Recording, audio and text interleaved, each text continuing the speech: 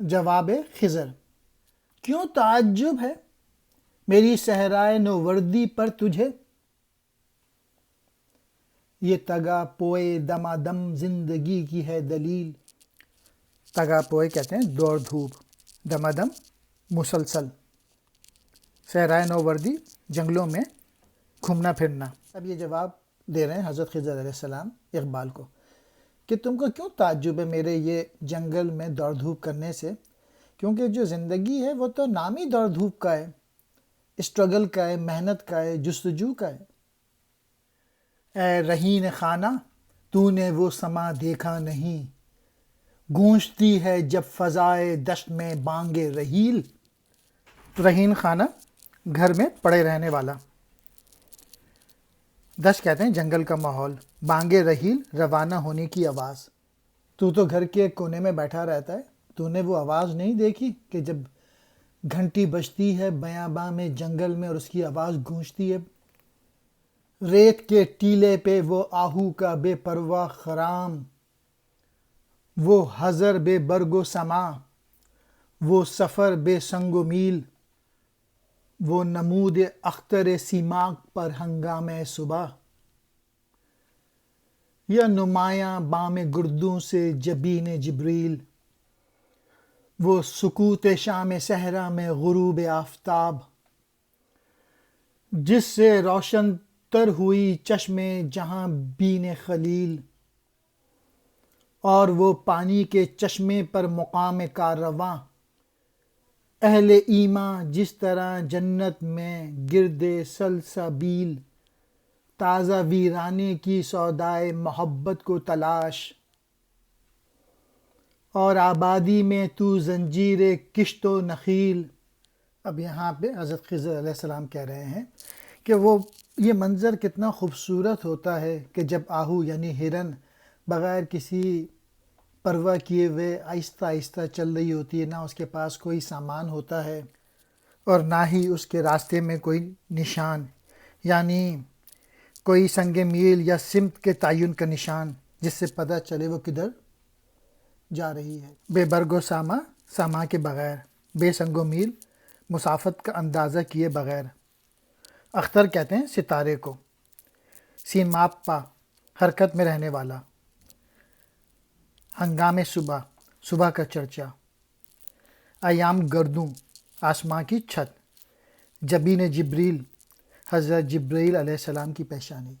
پھر مزید کہتے ہیں حضرت خضر، وہ صبح کے وقت تیزی سے چلنے کے ستارے کا ظاہر ہونا، جیسے آسمان کی چھت پر حضرت جبرائیل علیہ السلام کی پیشانی نمود ہو۔ پھر شام کے وقت ہر طرف خاموشی کا چھا جانا، اور پھر سورج کے غروب ہونے کا منظر بڑا ہی دلکش ہوتا ہے۔ اس نظارے کو دیکھ کے حضرت ابراہیم علیہ السلام کی آنکھ میں یعنی روشنی پیدا ہو جاتی ہے۔ سکوت شام و صحرا، جنگل کی شام کی خاموشی، عرب آفتاب سورج کا چھپنا، روشن تر زیادہ روشن، چشم جہاں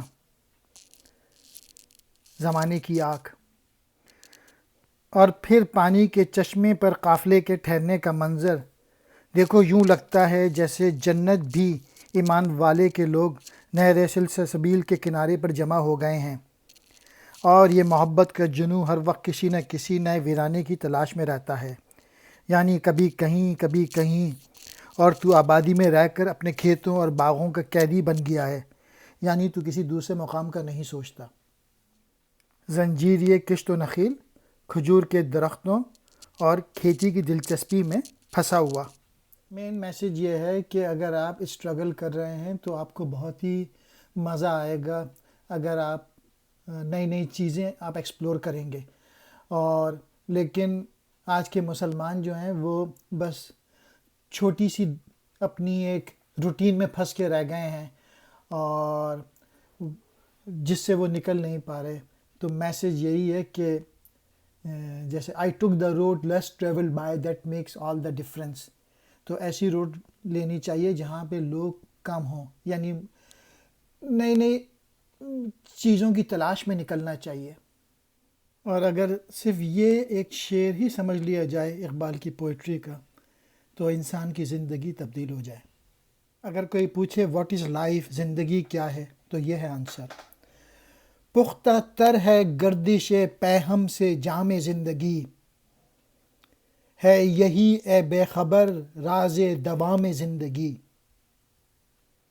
زندگی کا جو راز ہے وہ محنت کرنے میں ہے، وہ اسٹرگل کرنے میں ہے، وہ جستجو کرنے میں ہے۔ ایک اور جگہ اقبال نے اس شعر کو اس طرح سے بیان کیا ہے: تو سمجھتا ہے کہ راز ہے زندگی، فقط ذوق پرواز ہے زندگی۔ زندگی موت ہے اگر انسان میں خواہشات نہ ہوں، اگر انسان محنت نہ کرے۔ یہ جو آرام کی زندگی جو ہے نا، یہ بیکار زندگی ہے، یہ کورا کرکٹ کی زندگی ہے اگر انسان آرام کر رہا ہے۔ گردش پیہم، لگاتار چکر لگانا، جام زندگی، زندگی کی شراب کا پیالہ، بے خبر، نہ جاننے والا، راز دوام زندگی، ہمیشہ کی زندگی کا راز۔ جو لوگ بیوقوف ہوتے ہیں، جو لوگ فلش ہوتے ہیں، جو لوگ کاہل ہوتے ہیں، وہ سمجھتے ہیں زندگی جو ہے وہ آرام کا نام ہے۔ ایک اور جگہ اقبال نے یہی بات اس طرح سے کہی ہے: نقش ہیں سب ناتمام خون جگر کے بغیر، نغمہ ہے سودائے خام خون جگر کے بغیر۔ یعنی خون جگر کے بغیر کوئی کچھ نہیں ہو سکتا۔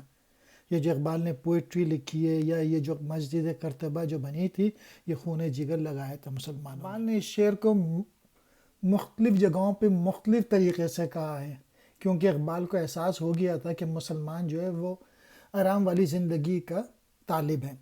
ایک اور جگہ وہ کہتے ہیں: رنگ ہو یا خشت و سنگ، چنگ ہو یا حرف سوت، معجزۂ فن کی ہے خون جگر سے نمود۔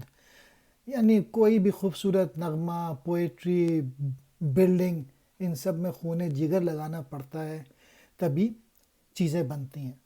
اگر کوئی بھی اسٹوڈنٹ ہے، اگر وہ محنت کرے گا تبھی وہ اچھا بن سکتا ہے۔ There are no shortcuts in life.